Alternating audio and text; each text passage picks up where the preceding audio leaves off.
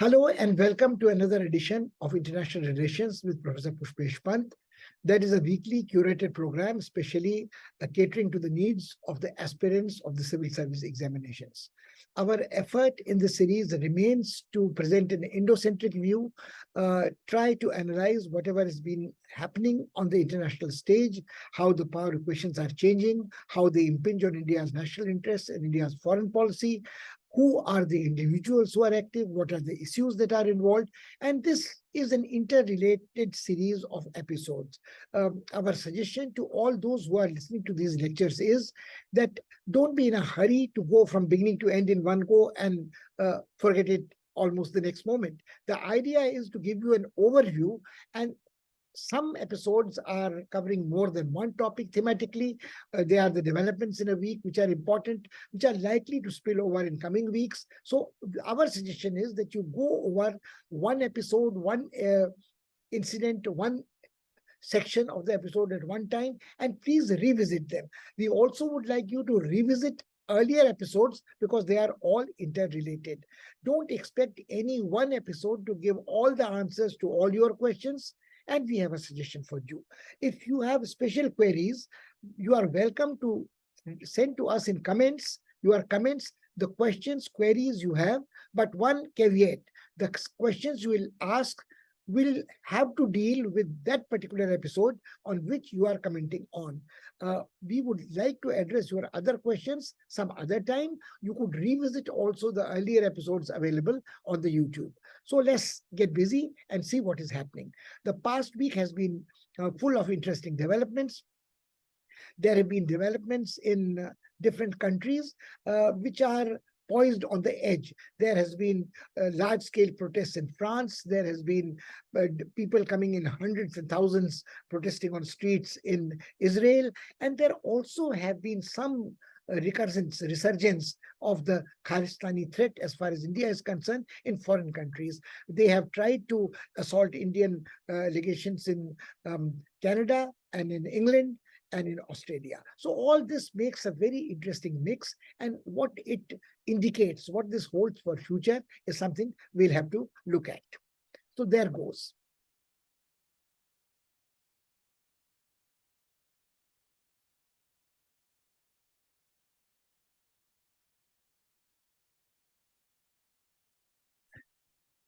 These are the diplomatic developments which are of interest. Massive protests in France, Israel on the brink, and resurgence of the Khalistani threat. Why should there be massive protests in France? Now, the issue is very simple. The French protests start because of the changes in the pension laws which the French president had promised he would bring about in his original election manifesto.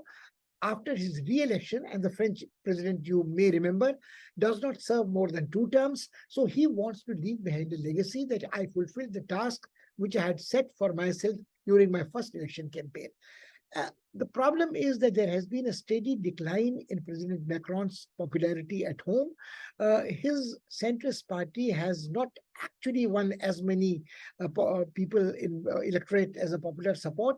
He is assaulted on both sides, from the extreme left and the extreme right. And the French also have a tradition of protesting at the drop of the hat. The legacy goes back to French Revolution and to the present day.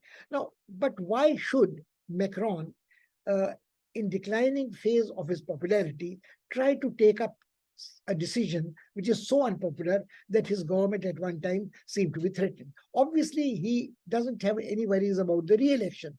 But if he loses lots of his other programs, because of the government would have to change, prime minister would have to change, would be difficult. Now, what happened was even more interesting. Before we examine what the problem is, he tried to pass the new pension laws using an article in the Constitution 49.3, which is an executive fiat, which is an executive degree, and it doesn't have to go to the parliament to be passed. It still, of course, has to pass muster with the constitutional court of the country. But why did Macron choose to do this? He thought that he did not enjoy majority in the lower house of the parliament, nor maybe even the upper house, and he thought this was the best way. But now we should have a look at why should To have a look at the numbers, there were almost 740,000 protesters joined almost 240 rallies countrywide. There were great strikes in the ports, schools, garbage was piling up on the streets in Paris, and schools had to be shut down temporarily. Airports could not clear tourist traffic and so on. So why should this be there? And the protesters were getting violent. They were enjoying, like we said, the French enjoy protests and demonstrations, the young especially. They were not bothered to analyze what the issue at stake was. They hurled projectiles on the police.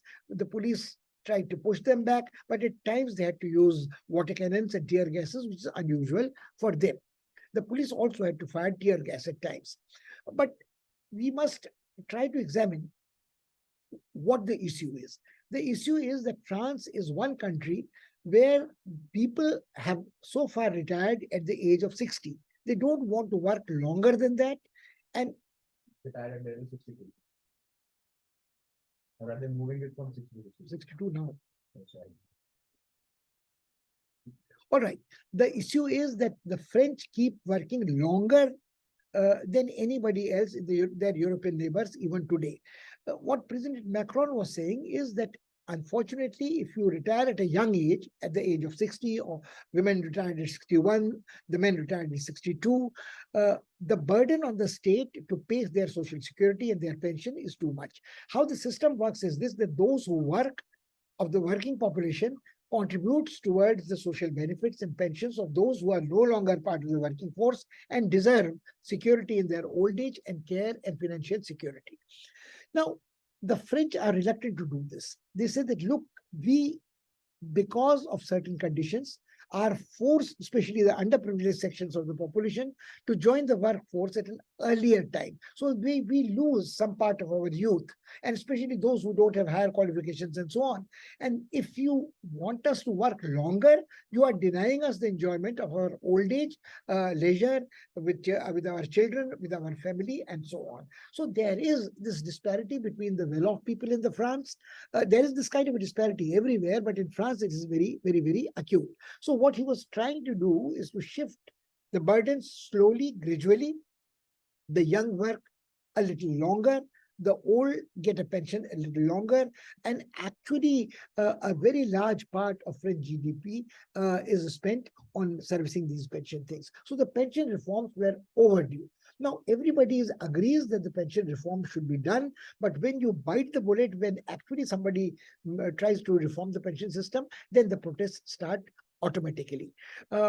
In France, the average age of men to retire is 60.4, and he was trying to push it to 62. The women retire at 60.9, and the French males retire 3.5 years earlier than their European peer group there, and the females retired earlier. So perhaps there is some justice, some rationale in this scheme. But people at times don't go by logic, don't go by rationale. They think that this is yet another example of tyranny, autocracy, and arrogance of a president who belongs to an elite community, and his earlier career was as a rich merchant banker.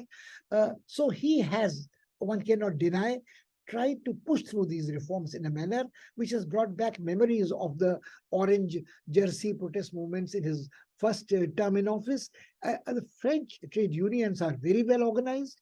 The young like to go, as we said, at the drop of the hat on the streets. And this is going to cause France some loss of face that he seems to be out of control, because a state visit of the English head of the state, King Charles III, has had to be cancelled because of these disturbances.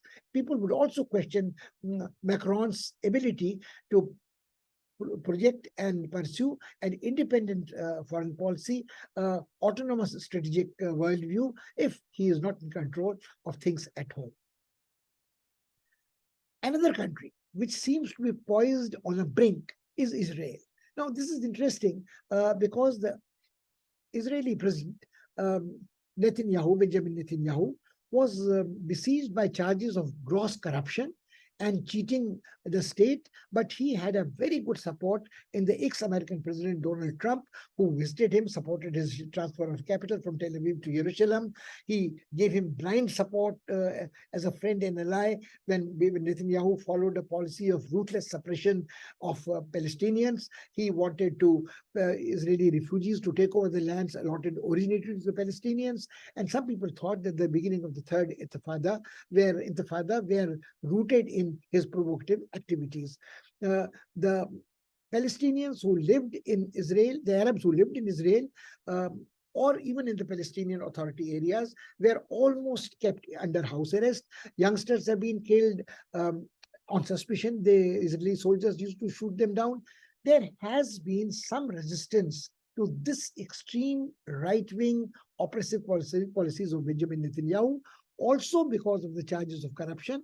And Benjamin Netanyahu has been trying to, he sought re-election, got into the presidential seat again, because the Israelis are a house badly divided amongst themselves. There are young who want to enjoy the dividend of peace, who do not necessarily want to join draft and serve as cannon fodder to the Israeli regime. They are more or less liberal. They are Jews and liberal, but they are not the Jews of the Orthodox ritualistic variety. But there is a very small minority of Jews, the Shatabdi Jews and the others, who are ultra-conservative, who are Orthodox, who not only Orthodox, who think Israel is a Jewish state first, democracy later, and liberal much later. And I think in their worldview, the Israel's survival depends on crushing enemies ruthlessly, and enemy number one are the Palestinians, whom they see as the threat of terrorism, who can subvert the system in Israel.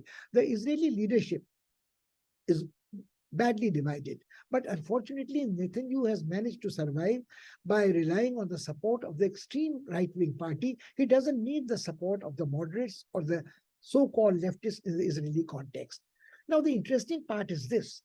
When millions come down to protest against Netanyahu, what is the cause? The cause was that Netanyahu was trying to rein in the Israeli judiciary. He was trying to curb the powers of the Supreme Court. He was trying to change the system in which judges are appointed. So far, some kind of a separation of powers was maintained. The government still had a role to play in selection of judges. It is not like the collegium in India where the judges appoint judges, but it was not like America either, where the executive appoints the judges for the lifetime, but there was a mixture of both. But what Netanyahu was trying to do is to tilt the balance in favor of the executive.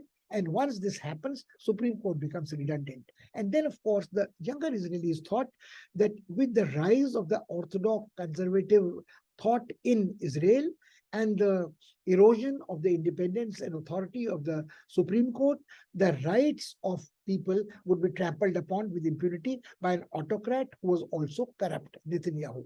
Also, the intolerance towards LGBTQ community. Some people in Israel are not without a sense of guilt. They feel that the Palestinians should be treated a little better. Israeli settlers should not be allowed to get away literally with murder, and also the places of worship should be shared.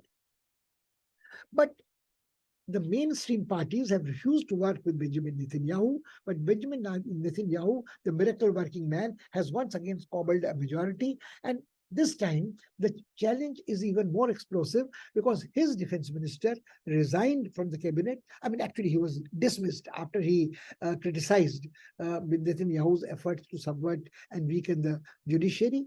The Israeli trade unions, History Strut, is a very, very well organized trade union, and they gave a call to all their workers to strike against the subversion of judiciary, which resulted in the Tel Aviv airport being closed for a day. All embassies, including the Israeli embassy in America, were shut down, and there was this which forced Netanyahu to step back a little, retreat a little, although he's waiting for a better moment to strike back. He says that he will pause for another month in response to these protests and see what is done. But we don't know what will happen because this man cannot be trusted in his word. So there is resistance. Israel is a nation divided almost half and half between those who want to change it to a genuinely democratic liberal state, Western state, modern state, and there are those who want it to remain a Zionist citadel. Uh, Inevitably, the coalitions have collapsed, but there are elections due again. And we don't even know whether any party would get a majority in these elections or whether it would again be a hung parliament Kenseth and again wheeling, dealing, horse trading between different sections. The leader of the extreme rightist party who is supporting Benjamin Netanyahu and ensuring his survival has been given more than a lollipop or a sock. He has been allowed to bring in his private secret army as an official militia which will look after security, internal security, and so on. This is very bothersome for the other people. We talk of France on the brink, we talk of Israel in a divide, but then what about the resurgence of the Khalistani threat beyond our shores in countries which are supposed to be liberal, democratic, and not so badly divided?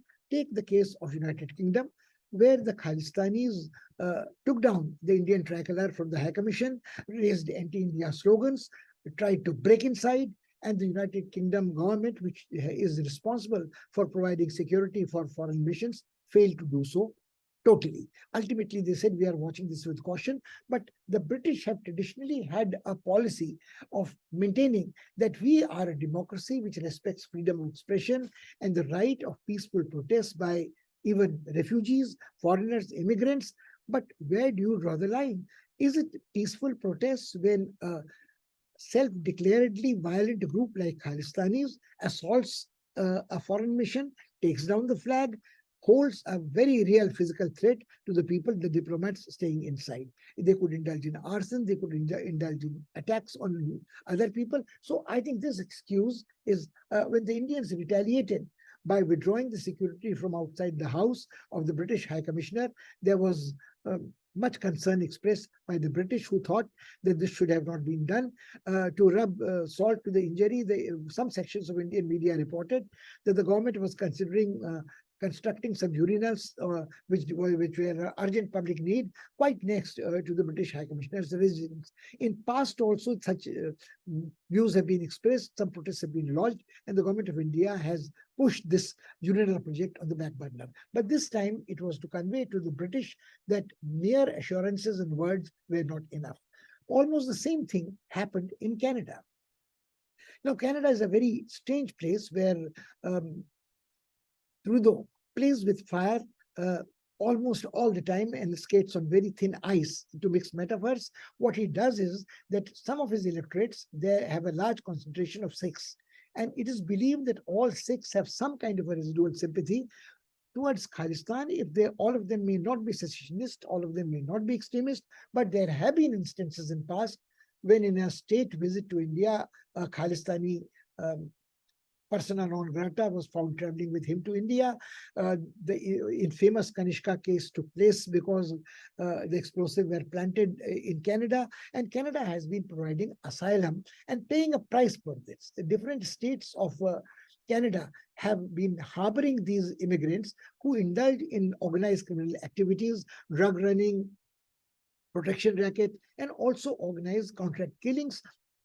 The popular folk singer actor Musawala was assassinated by somebody who had given the orders from Canada. Now, this time also, Amritpal Singh, the person who's resurfaced in India from Dubai, seems to have contacts and support base in Canada, in United Kingdom, and also as far away as Australia.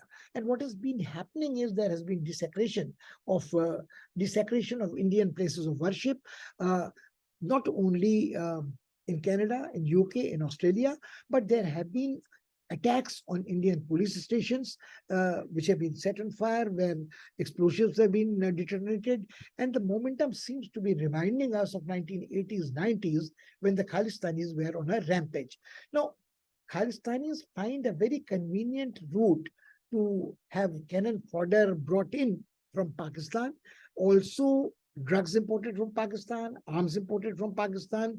And this, but what is causing concern to India at the moment is Canada, Australia, UK, and USA, where there is a significant number of Sikh diaspora.